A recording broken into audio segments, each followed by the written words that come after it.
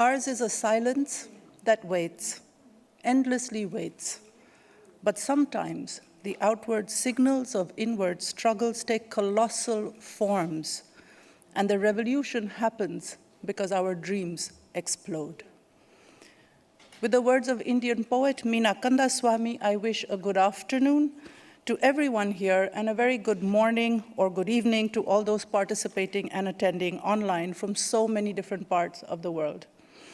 I'm Geeti Chandra, Research Specialist at GEST, the Gender Equality Studies and Training Program at the Growth Center under the auspices of UNESCO, and I'm the conference chair for the Reykjavík Dialogue.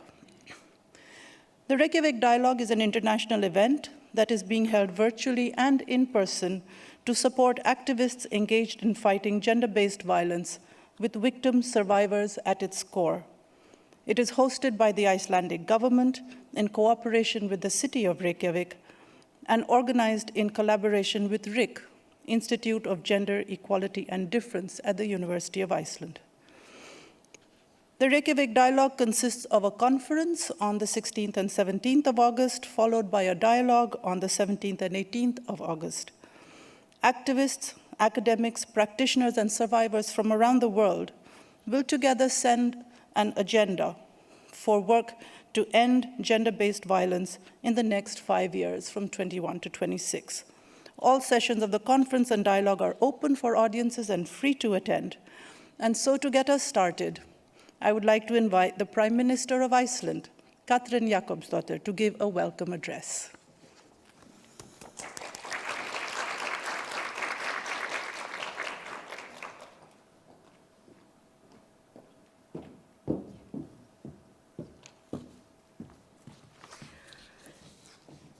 Dear guests, welcome to the Reykjavík Dialogue, and I am deeply honored to open this event, which consists of a conference and a following dialogue between practitioners, activists, and survivors, aiming at renewing activism to end violence against women.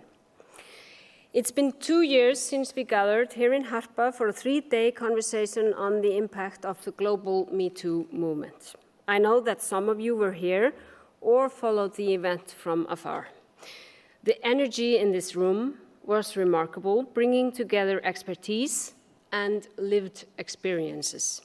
And it wasn't all easy. Some of the debates were heated. We were learning from each other, but also navigating all the complications of discussions on women's inequality and how that intersects with race, class, gender, disability, and ethnicity, and other so-called protected characteristics. It was in the wake of the Me Too conference that the need emerged to further deepening the conversation on ending violence against women and gender-based violence, also in relation to the 25th anniversary of the Beijing Declaration. As I learned of the idea, I was convinced Iceland could serve as an excellent location for such a conversation, bringing together practitioners, activists, and survivors to try and define the agenda for the years to come. The Prime Minister's office joined forces with the city of Reykjavík and the Nordic Council of Ministers to make this happen, and here we are. To be sure, we all imagined that we would all be here in person, that Harpa would be filled with the same energy as at the Me Too conference, that women would storm in from all corners of the world ready to make change happen. I don't need to explain why this isn't happening, but we are doing the best we can, gathering virtually, using modern technology to renew our joint mission of ending violence against women and gender-based violence. I am strongly aware that an event like this doesn't come about on its own accord, and I would like to take a moment to thank all the speakers, chairs, and delegates who have agreed to share their knowledge and ideas to help deepen our understanding of the current challenges and also build an agenda for lasting change. I would like to thank the organizers and RIK, the Institute for Gender Equality and Difference at the University of Iceland. Thanks to all of you who organized the regional dialogues to make sure the conversation is properly informed of the challenges and circumstances in different parts of the world.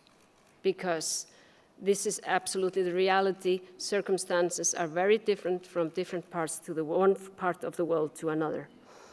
And last but not least, warmest thanks to the International Advisory Group that has met regularly for a year and a half to organize the event. Aurora, Brisa, Fesa, Judy, Marai, Liz, Rochelle, Lining, Rosario, and Olivia. Thank you all, and thank you, Purna, for initiating this event and making it happen. As we embark on this 3-day-long journey, we need to be considerate of the global context of our conversation. Violence against women has been on the rise and has taken on new forms, reflecting societal and technological changes. The pandemic has put many women at further risk, and in many countries, women are putting their livelihoods and even lives at risk to organize against violence and provide services to victims and survivors. And this is continually happening. At the global level, the Istanbul Convention, which has truly served as a groundbreaking tool to further the agenda against gender-based violence, is no longer an Istanbul Convention after Turkey withdrew itself from the treaty. Now Poland considers following that example. The decision has been publicly condemned by the Icelandic government as well as others, and we will continue pressing Turkey to reverse the course. Over the next days, you will work together to draft a declaration to set the agenda for the years to come. And you will draw from your immense experience as thinkers, as activists, as victims and survivors, as service providers. And I very much look forward to receiving the declaration, and I am deeply committed to doing everything I can for us to move forward in the fight against violence against women and gender-based violence. I am truly honored to join you in this fight, and I want to thank you all for your valuable contribution and wish you insightful and effective talks for the next few days. Thank you.